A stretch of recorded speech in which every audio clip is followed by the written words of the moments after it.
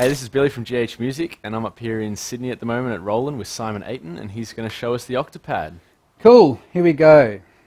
Into record.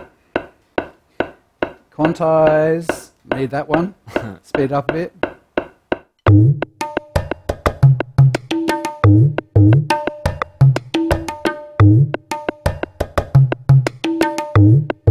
Phase out.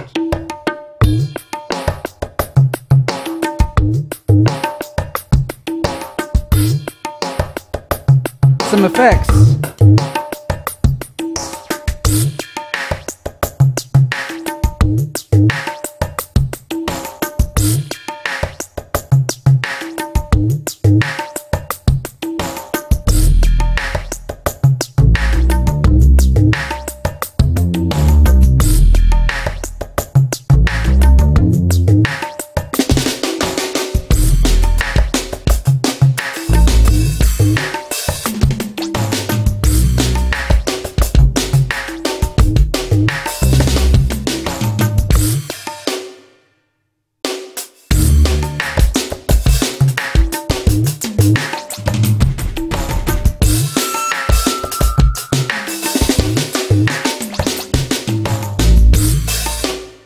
Cool. Yeah.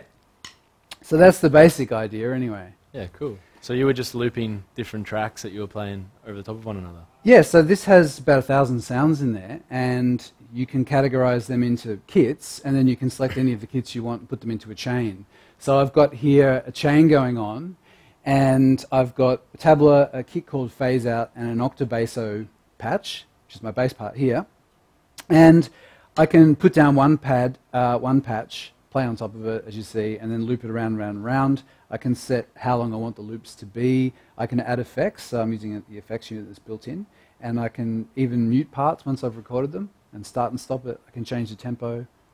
It's really cool. And does it quantize it for you? It does. So at the start, you saw me switch on quantize there. So that means if you play something slightly off, especially if you're playing, with one hand on the kit, one hand on the Octopad, it will actually make sure that it's perfectly in time for you. You can take that off altogether. So I might want to do that when I want to do drop buzz strokes and that sort of thing. So I'll just show you that. I hit it. It says hit pad to start. So it's waiting for me to start playing. So I hit it. Just turn it down a little bit. I'm going to go and choose one of my kits again, which is the second kit, and I want to do some buzz strokes. So I want it to go brrr, brrr, brrr, and I don't necessarily want it to quantize them. So I'll turn off my quantize, and I'll go to do some tom parts. Here we go.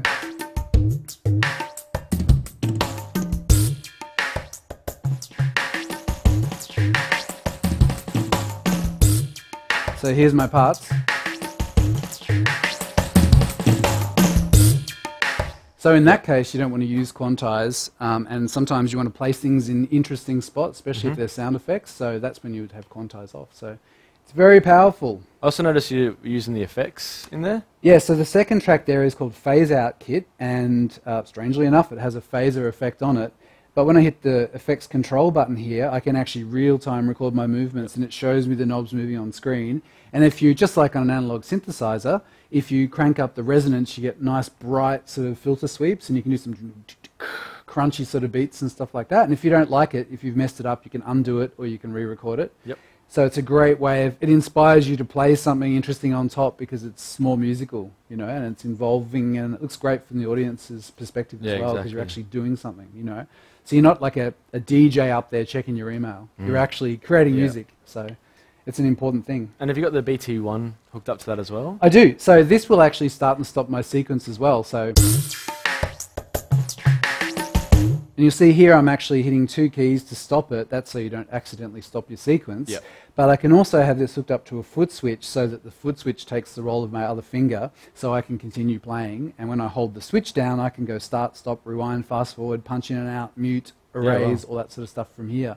So I don't have to put my sticks down, I can keep playing. And the BT1 acts as a basically external trigger to assign sounds to or assign functions to. And how many other external triggers can you put into it? You've got 4 in total, so they could be, at the moment, they're labelled on the back, kick, snare, hi-hat, cymbal, and you also have a hi-hat controller that you can use to open and close the hi-hat sounds, but you can assign them to anything. So they're just labelled like that, so it's easy on stage to see when you plug in, but they can be assigned to any of the sounds that are in the... So essentially you could use that as a kit with a KD7 or something and Totally. a hi-hat Yeah, we think about this as a mobile V-drums kit, whereas the sample pad, SPDSX, is actually a sampler. So that's for recording your own sounds in, adding sounds to your kit, whereas this already has a huge bank of sounds, Yep. and that's why it's so popular, because it's ready to go portable kit. Heaps of So drum you start sounds. with the Octopad, you add the stand, which is called a PDS-10, and then triggers as you will, and just expand it. Your So little some kit. gigs, if I can get away with it, I'll just take this, especially in nightclubs and stuff where you get a tiny little bit of Yeah. space, and you use it as a stand-up kit. It looks good from the audience's perspective, and Actually it's playing. Yeah, you're not Yeah. stuck behind the kit, so Yeah. it's a great instrument. Yeah, very cool. Yeah. So there you go. That's the Octopad. We've got them in the shop at GH Music. Come in anytime and give them a try.